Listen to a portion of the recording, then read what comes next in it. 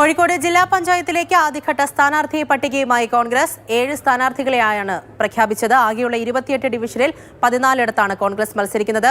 Rahul K V ഉണ്ട്. രാഹുൽ പറയൂ. കോഴിക്കോട് ജില്ലാ പഞ്ചായത്തിൽ ആകെ 28 ഡിവിഷനുകളാണ്. കഴിഞ്ഞ തവണ 27 ആയിരുന്നു. ഇത്തവണ ഒന്നുകൂടെ വർദ്ധിപ്പിച്ച് 28 14 മുന്നണി ധാരണ പ്രകാരം കോൺഗ്രസ് മത്സരിക്കുന്നത്. 11 മുസ്ലിം ലീഗും 3 മറ്റ് ഘടകകക്ഷികളുമാണ്.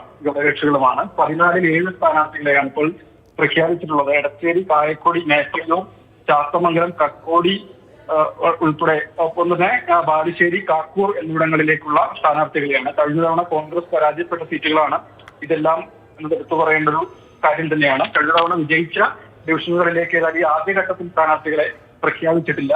ഇന്ന് പ്രഖ്യാപിച്ച ഈ 7 പേരിൽ 24 വയസ്സുകാരി MSc സുവോളജി പഠിക്കുന്ന KIC യൂണിറ്റ് വൈസ് പ്രസിഡന്റായ വിനയദാസ് NK കുട്ടമ്പൂർ ഉൾപ്പെട്ടിട്ടുണ്ട്. അതൊരു പ്രായം കുറഞ്ഞ സ്ഥാനാർത്ഥിയാണ്. കക്കോടി ഡിവിഷണൽ വാർഡിൽ നിന്നാണ് വിനയദാസ് ഏതായാലും മത്സരിക്കുന്നത്. LDF സംബന്ധിച്ച് സ്ഥാനാർത്ഥി ചർച്ചകൾ പുരോഗമിച്ചു വരികയാണ്.